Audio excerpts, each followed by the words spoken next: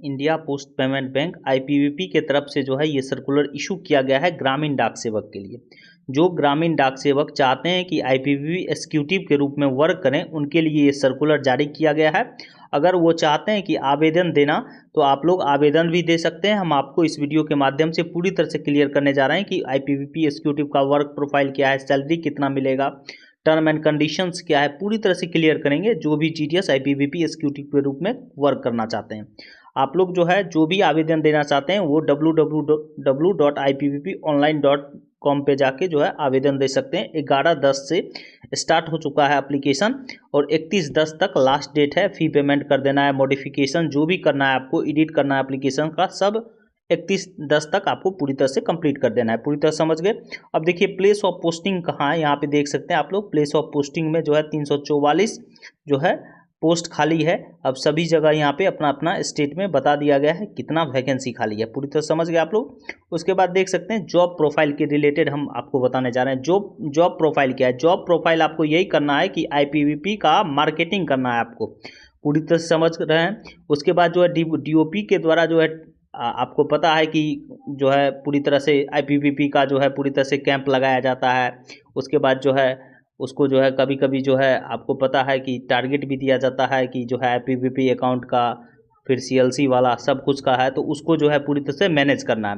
और IPPB executive का जो काम है वो आईपीपीबी मैनेजर सर जो भी कहेंगे अपने ब्रांच ऑफिस में वो सब काम करना पड़ेगा। पूरी तरह से समझ लीजिए आप आईपीपीबी मैनेजर के अंदर में है, जो वो सर कहेंगे वो करना ही पड़ेगा।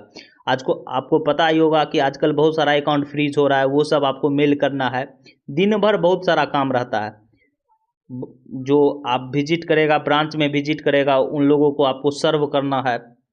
कोई भी टेक्निकल प्रॉब्लम होगा आईपीपीबी का, तो उसका जो है टेक्निकल प्रॉब्लम को आपको सॉल्व करना पड़ेगा। ठीक है, अपना जो है मार्केटिंग करना है, पूरी तरह से अपना जो है एक्सपेंड करना है। पूरी तरह समझ रहे हैं।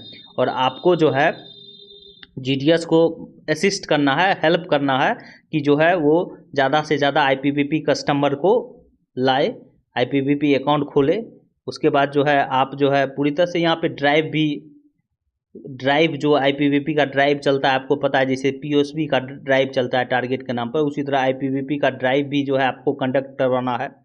आईपीपीबी मैनेजर के अंदर रह के जहाँ पे प्रॉब्लम हो रहा है वहाँ पे जाके आपको विजिट भी करना पड़ेगा। बहुत सारा है। पूरी तरह से आप आईपीपीबी मैनेजर के ऊपर डिपेंड हैं, जो सर कहेंगे वही आपको जो है पूरी तरह से करना पड़ेगा। ये पूरी तरह से समझ लीजिए आप लोग। उसके बाद देख सकते हैं कि एलिजिबिलिटी क्राइटेरिया क्या है। 20 से 35 साल के उम्र में आपको पता होना चाहिए 1/9/2024 तक। ठीक है, लास्ट डेट जो है एज का 1/9/2024 तक आपका 20 साल मिनिमम, मैक्सिमम 35 साल होना चाहिए। और उसी प्रकार से 1/9/2024 तक आपको 2 साल का सर्विस जीडीएस के रूप में होना चाहिए। यहाँ पे पूरी तरह से आप लोग समझ सकते हैं। और ग्रेजुएशन होना चाहिए। पूरी तरह समझ गए आप लोग।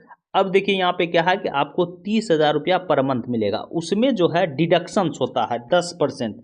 10% 3,000 रुपया डिडक्शन हो जाएगा, 27,000 आपको मिलेगा। 3,000 रुपया जो है पीएफ के रूप में वो जो है डिडक्शंस कट जाएगा। पूरी तरह समझ रहे हैं आप लोग, वो मिलेगा आपको।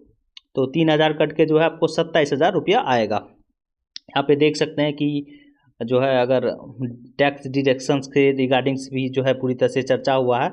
और उसके अलावा जो है ना आपको कोई भी प्रकार का जो है अदर कोई पे मिलेगा, अलाउंस मिलेगा, किसी भी तरह का जो है पूरी तरह से किसी भी तरह का कुछ भी नहीं मिलने वाला। It is clarified that no other pay, allowance, bonus etcetera shall be paid expect those mentioned in ever. पूरी तरह समझ गए आप लोग। उसके बाद देख सकते हैं इसका एंगेजमेंट का टेन्यूर क्या होता है। टेन्यूर जो है पहले 1 साल के लिए रखा जाएगा। अगर आपका बिजनेस परफॉर्मेंस अच्छा रहा तो फिर जो है आपको 1 साल इंक्रीज कर दिया जाएगा। मैक्सिमम 2 साल रख सकते हैं, उससे ज़्यादा आपको नहीं लग सकते। ठीक है, ये पूरी तरह से टेम्पोररी इंगेजमेंट है। ठीक है, उसके बाद हम आपको बताने जा रहे हैं कि किस प्रकार से सिलेक्शन होगा। सिलेक्शन जो है यहाँ पे देख सकते हैं कि जो आपका ग्रेजुएशन में मार्क्स आया है उसके बेसिस पे ही होगा। और बैंक के पास ये भी राइट्स है कि ऑनलाइन टेस्ट ले। ठीक है, मार्क्स तो ठीक है, उसके बाद चाहेगा तो बीसी के माध्यम से ऑनलाइन टेस्ट भी ले सकता है।